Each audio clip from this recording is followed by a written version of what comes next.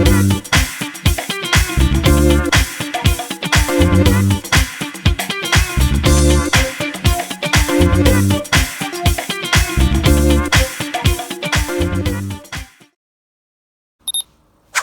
い、古庄則孝です、今日はですね、スタンプピックステップ、前回サイドステップだったんですけれども、ほぼ一緒ですが、スタンプピックステップがなりませんということで、これも簡単に説明をしていきたいかなと思います。スタンプの音が鳴りません、ピックがうまく引っ張れません、テンポを速くすると、うまく音が鳴りませんということですね。この辺また解説をしていきます。スタンプピックステップ、古書的考察いってみましょう。はい、前回はサイドステップでしたが、今日はスタンプピックステップ、サイドステップは横に踏み込んでピック、スタンプピックステップは前ですね。前に踏み込むスタンプを入れてピックでステップです。でスイッチしてスタンプ、これがスタンプピックステップですね。基本ステップの7、はい、です。で、まずじゃあ前回と一緒でスタンプをきれいに鳴らすにはどうしたらいいんですかということで、土踏まずを意識して足を下ろしましょう。土踏まずを床に一発でつけるように意識を持って踏み込みましょうと。で、距離は遠くに出すと音がずれやすくなっちゃうので、近くと。じゃあ近くはどれくらいを目安にしたらいいかということを、簡単にルールを決めると、足を縦につないで、この前足のつま先の先端までが自分がコントロールできる幅だとセットしてください。まずね、ここまでが自分がきれいに出る音のコントロールできる幅で、そのがステップの意識するポイントの、一番外側ってことになります。つまりこの先端の場合、スタンプピックステップは土踏まずを意識してスタンプ打ちますので、先端がこの土踏まずぐらいですね。ここまでがコントロールしてスタンプが骨盤をずらさずに打てるポジション。これよりも前に行くと骨盤の位置が極端に前に滑り込みますので、音がずれやすくなる。骨盤をぐっと乗り込まないとスタンプが鳴らなくなっちゃう。後ろに行った重心点を残したまんま踏めなくなりますね。なので、土踏まずぐらいまでですね。合わせた時につま先の先端に土踏まず、ここですね。この辺までにしておきましょう。で、サイドステップと一緒で1のスタンプが終わった時にはつま先のスタンバイ、これが大事ですね。1、はい、踏み込んでつま先を準備しているわけですけども、これ焦って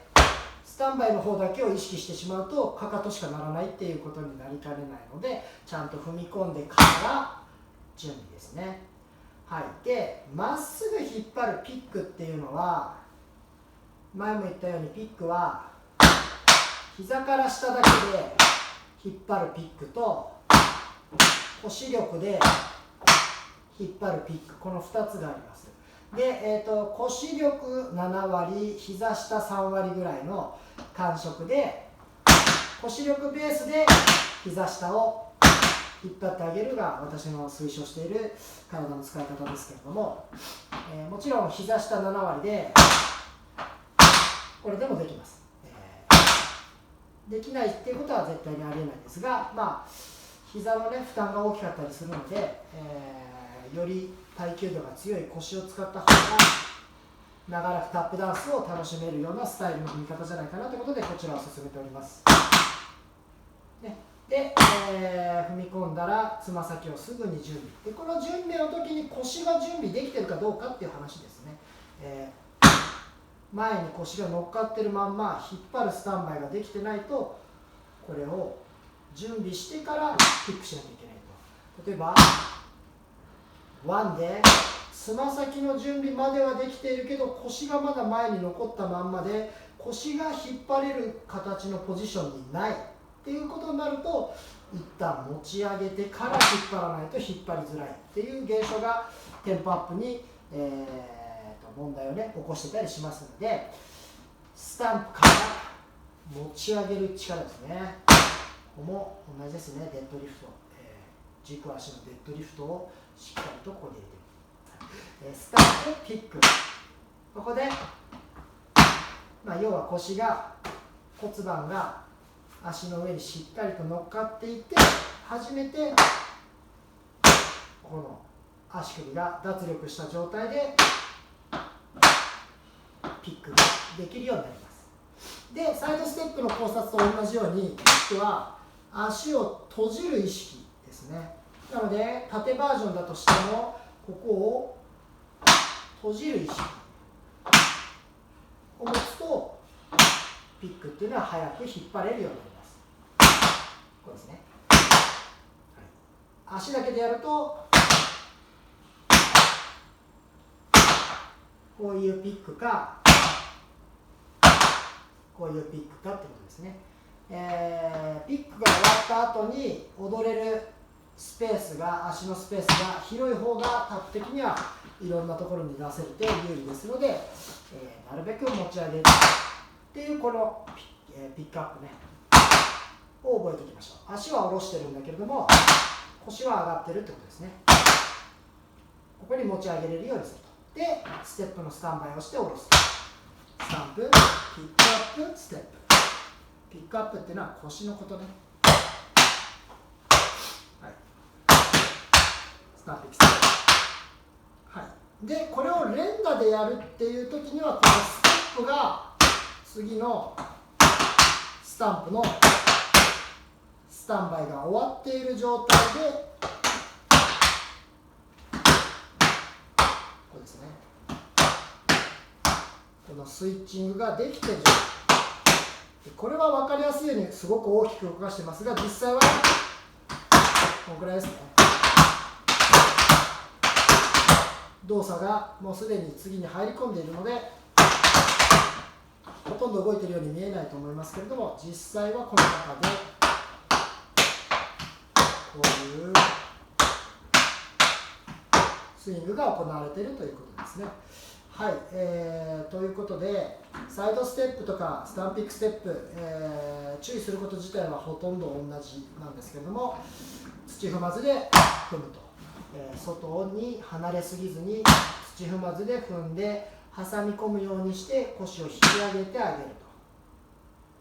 と。で、次のステップのスタンバイができている状態で終わる。これを意識してやると思います。はい、で、トレーニングをどういうふうにしたらいいかっていうのも質問であるので、これもちょっと説明していくと、サイドステップのとスタンピックステップ両方ね、このピックのトレーニング、感覚的なトレーニングと音を出すトレーニングなんですけれども、反復横跳びですね。反復横跳びをこう上に引き上げる。反復横跳びっていうのはこれね、こういうやつですね。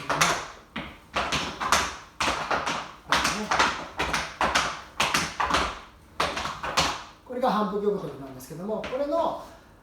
体が持ち上がっていくタイミングでピックを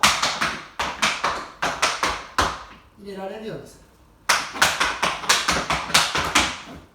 これですね。で、違いを理解するために今度体が沈み込んでいくときに脚力で足を引っ張る。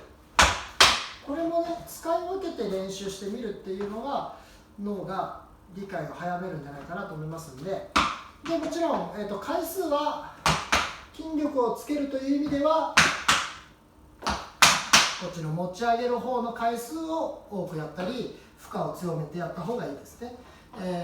ただフォームの違いを脳で理解するためにあえて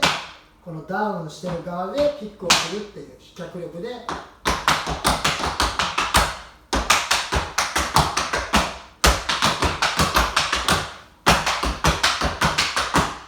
軽い動きと重い動きっていうのを分けてやってみると良いと思います。で、今横側でしたね、サイドステップです。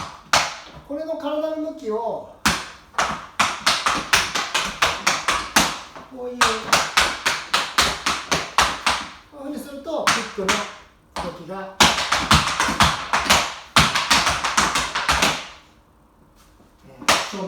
引っ張るキックの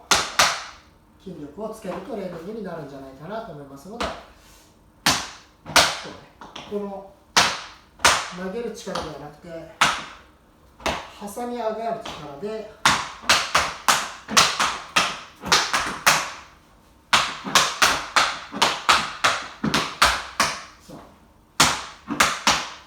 挟み上げる力でトレーニングね、これを意識してやってみてください。違いが分からない方はあえて